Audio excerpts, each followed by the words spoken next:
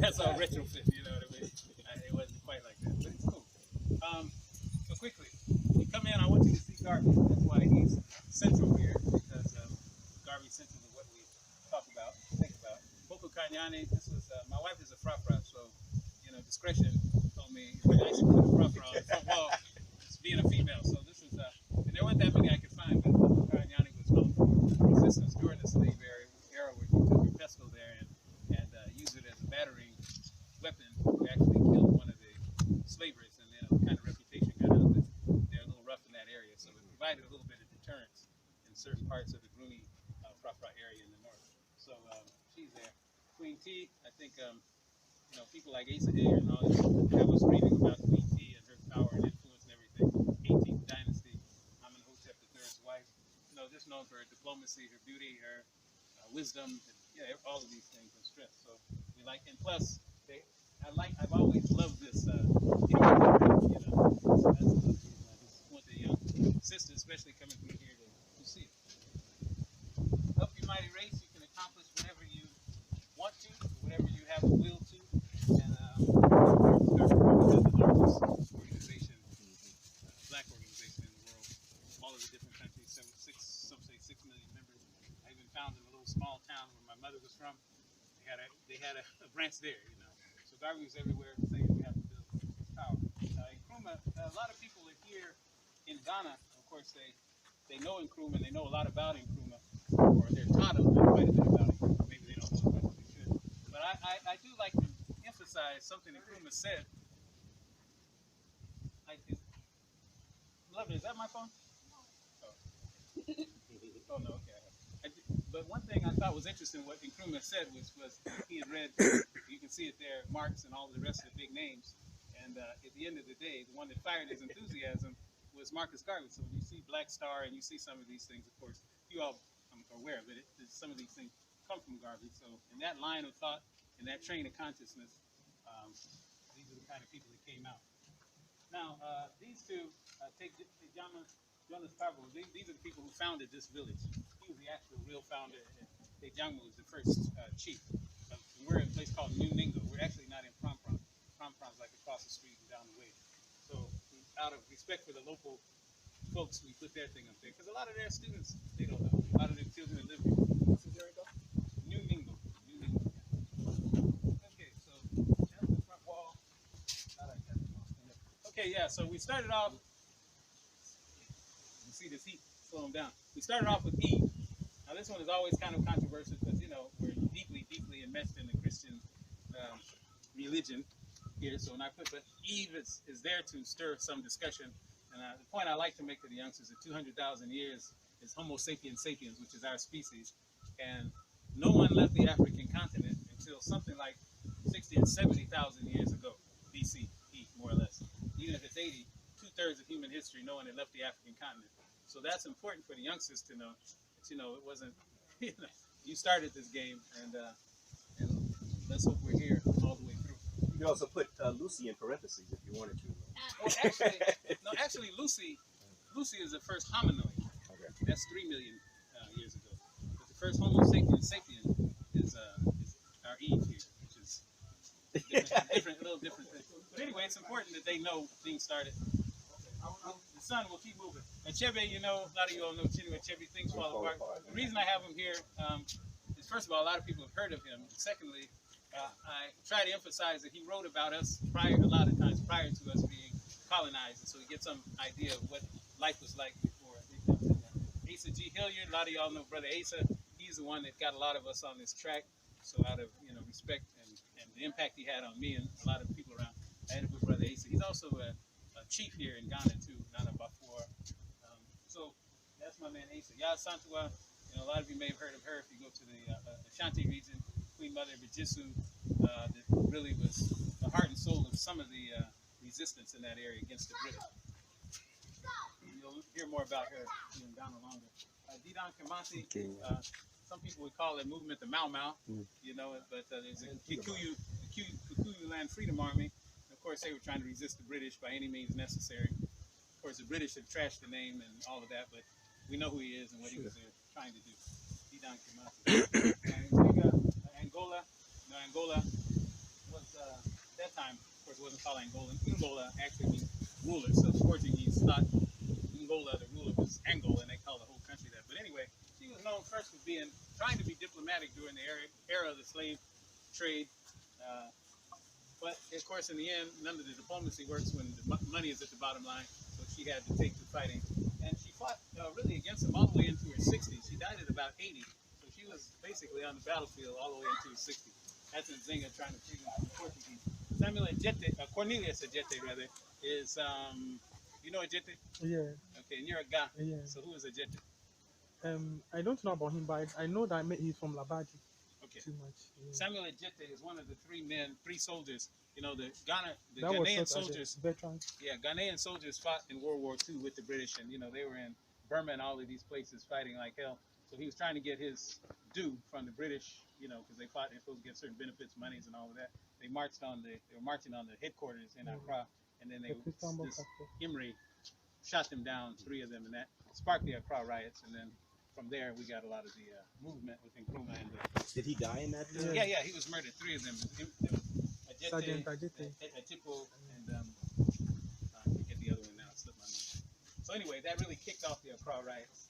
Maurice Bishop of Grenada. I think a lot of you know Maurice Bishop. He's at the New Jewel movement. Of course, his nation was invaded by the Americans during Ronald Reagan's time. He was killed just before the invasion, but it was the same forces at work that got him out of there. So and you know, he had done so much in terms of the education, health, and all the rest of the development. So they basically were getting rid of him because of the fear of a good example, basically. They didn't want a black Castro in the Caribbean, so they had to get him out of there. These Namatana Amazon warriors at Dahomey, basically these are the sisters who are fighting with Bahanzan, which we'll mention in a minute, against the French, just trying to maintain some level of sovereignty. And you'll see a disproportionate amount of people on the wall are people who did struggle to maintain some level of sovereignty for black people. Edward Wilmot Blyden, one of the premier scholars of the turn of the last century, one of the early Pan-Africanists, probably best known for Islam, Christianity, and the Negro race, or Christianity, Islam, and the Negro race. Born in Virgin Islands, taught around Liberia, Sierra Leone, diplomat, and just all around Pan-Africanist, brilliant scholar. Steve Biko, a lot of you know Steve Biko, South Africa, Sure. of course, murdered for his ideas and his vision and his intelligence and his influence. Sonny Ali started the Songhai Empire. You know, we had the great empires, Ghana, Songhai, and Mali. He was the founder of the Songhai Empire, great navies on the Niger River, great organizational administrator, and these kind of things. With some conflict with the Islam, because he basically was sticking to the real African religion, so he was kind of like criticized for not really, you know, absorbing the Islam the way they would like him to. Bahanzan, we just mentioned the sisters there, you know, struggling against the French and the homing. Miriam Makeba, you know, her is Mama Africa, the singer. Yeah. She was mistreated and blacklisted and blackballed and everything else, but, you know, she hung in with us. And as a lot of you all know, she was at one time married to Kwame Ture. Cheikh Anta Diop, the brilliant Senegalese scholar. Among other things, he and Théophile Obenga demonstrated in 1974 at UNESCO, beyond a shadow of a doubt, that the peopling of Egypt was of African people, and he showed in a multitude of ways. He was a scientist, a scholar, physicist, and all the rest. Sure. Great Cheikh Anta Diop. Dessalines, Haiti, you know, of course, the Haitian Revolution was basically the first of its kind in that part of the world. After Toussaint, who actually pulled it all together, was gone, Dessalines was the first real president, prime minister, and renamed the place Haiti, or Haiti, after the local people, as opposed to Santo Domingue, which it was before then. George Washington Carver, this is our man, multi-genius. If you ever get a chance to go to Tuskegee and go to the Carver Museum, you'll be just embarrassed by how much you don't know about Carver. I mean, this guy was heads and shoulders above anybody in agriculture, sciences in the world, at least in America. Of course, we know about the peanuts and peanut butter, but there's so much more. Rotation of crop basically saves the agricultural south. Julius Nyerere, of course, you all know a lot about Nyerere, and Tanzania, probably one of our most overall successful presidents, administrators, stayed true to the cause, and also had kind of a, what they call it, socialism with an African face. Yeah, Ujamaa. Ujamaa. Yeah, Ujamaa. Yeah. You know, so of course, we all do this Kwanzaa where we're using all these Swahili. Sure. But that's Nyerere, and you know, you can't underestimate the amount of support he was also giving his frontline states in Mozambique and everything, people coming in there training, providing a measure of support and protection. That's Nyerere. And from Mamu, he's a Ewe man from here in Ghana. You know, their anthems and things. He's written several things like that they sing at the events. And the reason I put him there is because he stressed maintaining the African culture, the music, and all the rest of it, and not trying to Europeanize all of this stuff. So he was, you read about him and find out that if we had more of these kind of brothers in place, we wouldn't have the problem we have. Harriet Tubman, a lot of you know her. Quickly, we'll move past, but Underground Railroad. She said the more the Africans knew they were slaves, we still got that problem. Some more on my shelf. Mozambique, once again, trained in Tanzania, along with Manlani and these kind of people who go into Mozambique and struggling against the Portuguese, killed South African. When the it was story. coming about, We're still suspicious of who killed him and how he died. But great guerrilla warrior and leader of Mozambique. Nanny Jamaica, born in Ghana. Went to Jamaica, very powerful maroon, a woman who, of course, go in and pull the people out. And she's well known in Jamaica. In fact, I took this off the currency. Haile Selassie, I got to clean this up. Haile Selassie from Ethiopia. And, of course, he's known as a reformer. He had his resistance to the extent that he could organize and pull it together against the Italians. Of course, not as successfully as Menelik, who was one of his uncles, but he still did a lot. And a lot of the Rastas here don't realize that he is Rastafari. Right, I have Rasta guys in here, and they don't know Rastafari is his name. Rasta! So we learn a little bit every time. Piake, PA, he was the pharaoh of the 25th dynasty, one of the Nubian dynasties that came up back into Egypt to reestablish power for African people there as other people, 1714 BC, we had all kind of other people coming into Egypt, or ancient Kemet at the time. Shaka the Zulu king, a lot of people say, okay, he's a fearless and all that, but like, kind of like Samore Ture, sometimes, you gotta get control of the environment around you to be strong enough to take on the bigger forces. So they stayed relatively independent. Of course, it was a little earlier than the splitting of Africa, but still powerful Zulu king and leader at the time. Fannie Lou Hamer, we know Fannie Lou Hamer from SNCC and from the Mississippi Freedom Democratic Party. Of course, if you're in All African People Revolutionary Party, you know her also through Kwame Ture, who happens to be down there at the end, but that was no, it was just all random pretty much. So we'll talk about him when we get down there. So sick and tired of being sick and tired, and Kwame Ture used to say that's one of the places he really learned about what courage really was through Fannie Lou Hamer.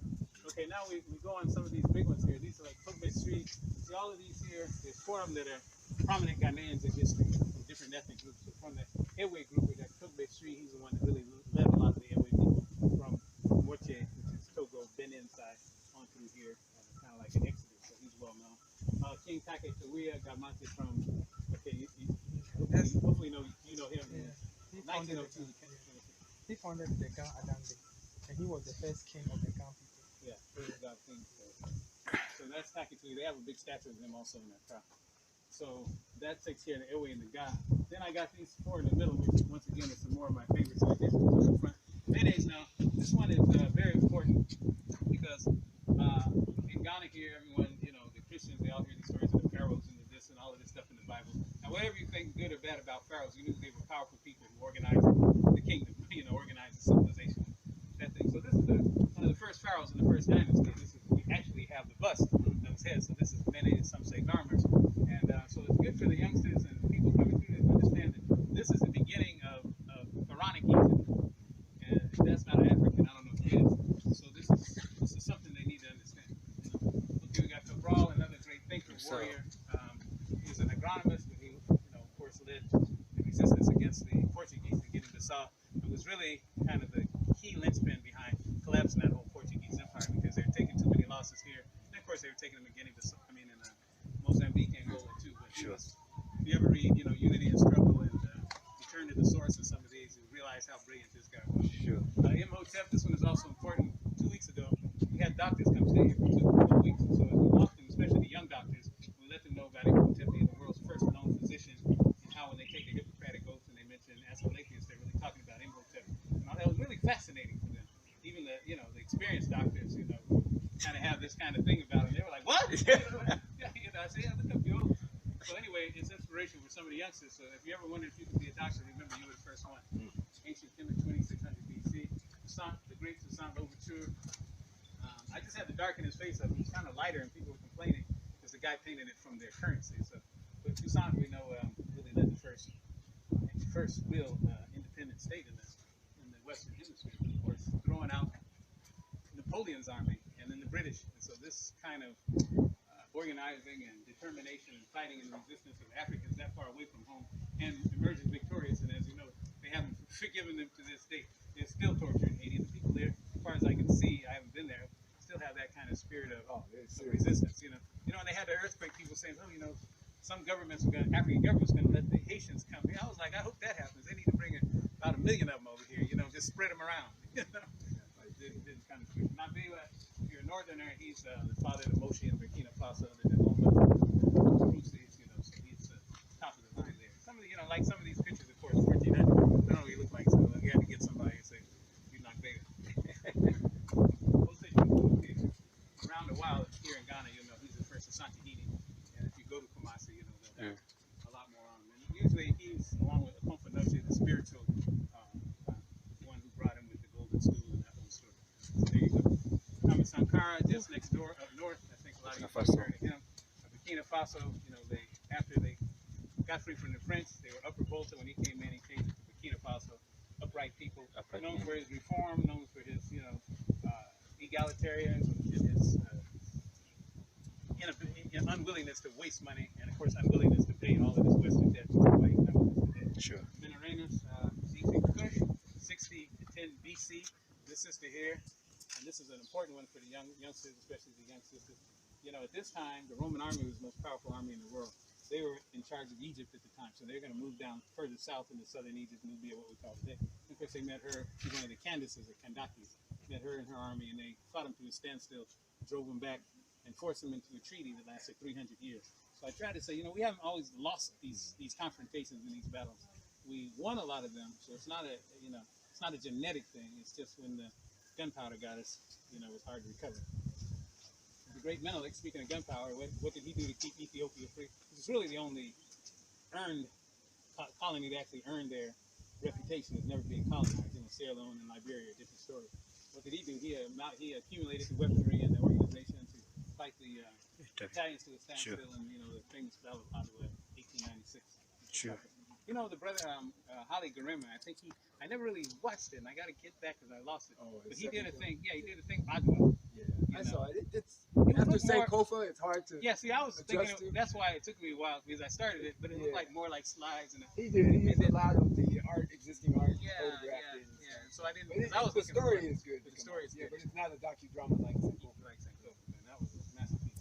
Okay, and our Black Shining Prince, Brother Malcolm X, and what can you say about Malcolm other than courage and sincerity? And I think sincerity is the word. You know, we got a lot of people that are even more talented orators that just don't have that thing deep down like Malcolm. Tetsue, he was one of Shaka's progeny. Of course, they also struggled against the British, the Zulu army. You know, they have movies, Zulu, Don, and all of that. Of course, it's Europeanized, but there's some good stuff in it too, just to see, you know, that they did organize themselves to win. Akhenaten, he comes from the 18th dynasty also, from the line of Queen T and all. Some people call him the father of monotheism. Of course, we know we really had monotheism before that, but he moved the capital to another place and made Aten, the sun, kind of the center of the worship. But, you know, and Moses and monotheism, I don't know if you ever looked at that, but that's Sigmund Freud wrote that, and he's basically saying that this Akhenaten and this dynasty is during the Moses Exodus. And even if you look at the time, Moses, whatever religious outlook that he had or gained, it was during this time when Akhenaten and his lineage was in power. So we believe what you want. We know Marley, the great Bob Marley, singing about resistance. Everyone in the world knows him. One time they said he was the most search person on the internet, like in the early 2000s, late 90s or something. So Bob Marley, they joke, they say everywhere in the world you can find Chinese food and Bob Marley. So sure. There it is. Wangari Maathai from Kenya. Sure. You know, she won a Nobel Prize having to do with ecology and the trees and all of that. But that's not really why I put her on here, although she did that. As I started reading her political, you know, orientation, you know, this sister here wasn't no joke. She was a serious thing. Yeah, she died. Yeah, 2011, and you know, Arap Moy and those people, when they're in power in Kenya, and she was like kryptonite, you know. So the sister's bad. Singbe PA, which we also call Senke. I never saw that movie about Amistad, but I think a lot of us know the story of the Amistad and mutiny. And this is another one that I really spent time with the youngsters, just telling them about, you know, how hard we work to try to get home, get back, get out, get free, mutiny, whatever it took, you know. Yeah. And give them a story on that. Of course, the chairman, Fred Hampton, young man, once again, just killed for the forcefulness of his ideas, his personality. He just couldn't let anyone that strong stand. Sammy Maharero, some of you have surely heard about the German genocide against the Herero people in Namibia. Yeah. And he was one of the leaders, of course, trying to stem the flow of death and bloodshed, starvation of his own people. He said a lot of the techniques that they worked out in Namibia were the ones that they ended up using in World War II against Jews and Gypsies. Oliver Tambo, he's here, kept the ANC alive. You know, he's in exile most of the time, but you know, he's putting together this, you know, the armed arm of the ANC and all of that. So we really got to give him love for keeping the thing afloat and keeping the doctrine pretty much true, although taking some hits since then. But you know, the man did what he could. Agostino Neto, Angola, medical doctor, Renaissance man, poet, writer, all of the rest, and of course, leading the Angolans out of colonialism against the Portuguese. Zabit is the sister I was mentioning earlier, who, you know, young Haitian who just kept resisting and getting out over and over again. So I try to emphasize for the young sisters, you know what I mean? Sacrifice for the hell of it, sacrifice because you said so. Sacrifice, what is it that we're sacrificing for? And I think that's one of the things. So we've got to talk about how we've been a sovereign people and the benefits of being a sovereign people in this world. And, you know, start making it tangible for them to understand what it is we're for and what we're against. Okay, Baby Ray, Sierra Leone, you know, they had the hut tax. I'm sure you all heard of that, where the British come in and they want you to work for them in their own country. Of course, you won't work for them. And then they start demanding, then they say, okay, we're going to put a hut tax on your hut. You have to pay us in shillings and pounds, which of course the Africans don't have. And then, you know, say, okay, well, the only way you can earn it is through your hut tax. You got to pay the hut tax. You got to work for us to earn it. And of course, Baby Ray and his people said that won't work. So they went to war and they had a lot of successful battles against the British in this case. The British did the same thing in South Africa, the same thing in Kenya. You know, that's a record they played over and over again. Sure. Felix Mumi, this is an example of someone who really doesn't have a big name, big history, but he was one of these up-and-coming revolutionary politicians in Cameroon who made the mistake of thinking he could work civilly with some of these journalists and type of people in Geneva, and he was up there and they poisoned him with thallium. Turns out, of course, it was our same old friends who poisoned everybody. and they tried to do it in such a way where he would die like 5 or 6 days later back in Cameroon, but they messed up the mixture. He died the next day. He was still there, so now it was a scandal supposedly because it was clear that he had been murdered. But then again, since they're judge, jury, and execution, nothing ever came of it. But my message to them is just be careful where you drink. Sekahone, South Africa, Limpopo area, of course, he had to resist not only the British, but of course the Boers, the Africans. And so he had his hands full. He was well known. And he's well known in that area of the world. Nahanda, I've met several people, not several, but a handful of people named Nahanda. There's one sister in the Bay Area, Nahanda. She's with the organization. Yeah, I've met her a few times in Ghana. But Nahanda, we know, is the spiritual kind of medium behind the Shimarangas, of the big resistance movements against the British and Rhodesia at the time, which is Zimbabwe now. Of course, Mugabe came to what they called there the second Shimaranga, this first Shimaranga. So, you know, she was taken into exile because, once again, the spiritual motivation of the people to fight was more than the British could tolerate. Sure. They grounded it, dampen down the resistance. Martin Luther King Jr., we know Martin Luther King, and, you know, we know that Kwame Ture was one of the people who was really behind, to the extent that he was radicalized. You know, Kwame Ture was really one of the people under there working with them, trying to put imperialism on the table, you know, and he did something with it, you know, so we can thank his courage to be willing to steer off, and then Kwame Ture's vision for knowing to use his influence to get him to take on a broader agenda. So Martin Luther King Jr. Hatshepsut, one of the great great queens of ancient Yemen, ancient Egypt. She was known for her widespread influence, some say imperialist influence, her trading all around so-called Middle East and Ethiopia and all the rest. You know Okello? John Okello, yeah. Tell me what John Okello, I think he fought the Second World War, and then originally he was from Uganda. Then he shifted to Zanzibar because of his activism against the British. So when he get into Zanzibar, there were another movement against the British. So he joined the movements, and then he led the revolution against the Asian by that time. Yeah, you see, all of that, and what happened is the Omani Arabs, which if you look at them hard, it's hard to tell. They say they're Arabs, so they're Arabs, you know.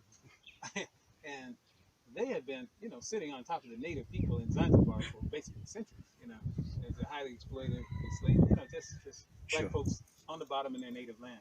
And my man came in here and clean house. And people say, oh, it was bloody, it was this and that, but I'm saying sometimes when you're trying to, you know, clean out the stalls, you Sure. got to use a shovel and not a brush. Sure. You know what I mean? So that's what ended up happening. And so not long after, of course, they came together with Tanganyika and became Tanzania. Sure. And, you know, anyway, Fela Kuti, Oh. we know the great fella, Mm. you know, resistance From movement. Nigeria, yeah. No matter what they did to fella, he's kind of like the women's Zabbath, you know, they could beat him, jail him, and, you know, and all they did is piss him off and make him write a worse song than the one they were angry about. So finally, he died of quote-unquote AIDS, which I don't know how that worked out. You know, he had 20-some wives. None of them had AIDS, but he did. So explain that one to me. At least that's what I'm told by other Nigerians. Okay, Zumbi, Brazil. Once again, we don't know what he looked like. This brother looked like he could hurt somebody, so he got to be Zumbi, right? And 1655, so we know about the Quilombos, and I don't know if you've ever seen the movie Quilombos, excellent little film. But the Quilombos were where the Maroons, the African Maroons, would leave and, you know, get off the plantation, free themselves, go into the mountains, build their own societies. He built ones which I didn't quite get all the way to. I got very close to it up in the northern part of eastern Brazil, called Palmares. Bahia is a place where you go up in the mountains of Palmares. And his kingdom there, independent, small country, if you want to call it that, lasted over about 100 years. So Zumbi and his people, and they were constantly sweeping down, grabbing Africans, bringing them up. And they had the thing fortified in such a way that, you know, to go up there and try to retrieve them as a Portuguese soldier was a suicide mission, you know, because, I mean, they had it laid out. So 100 years they were able to do what they wanted. So, you know, this is, again, you know, African youngsters need to know the spirit of trying to maintain your sovereignty, your freedom, your independence, your nationhood, your, you know, just whatever, your manhood was taken up by these people and taken seriously. And now here we're giving it away. So we got to get reoriented in our thinking. Now here we got Hendrik with Boy. Now I'm going to move him to the other side or down here somewhere, only because I had a Namibian there, and I got Samuel Njoma here, Namibian. He's the only one on the wall, by the way, who's still alive. But he was another one who, of course, had to resist in Southwest Africa, which in Namibia, of course, is all. But this painting wants to look like Fidel Castro. A little bit. This one? Yeah. I just kind of the hat and the beard. But Yeah. But he's I just see what been- he's saying. But that's Njoma. That's a good picture of him, too. Sure. If you see him. Now, when I had my guy draw this picture, of course, you know, he was a freedom fighter for the you know, anti-colonial struggle and Sure. first president of post-colonial Namibia. Namibia. And he's still the elder statesman there today. But I did it.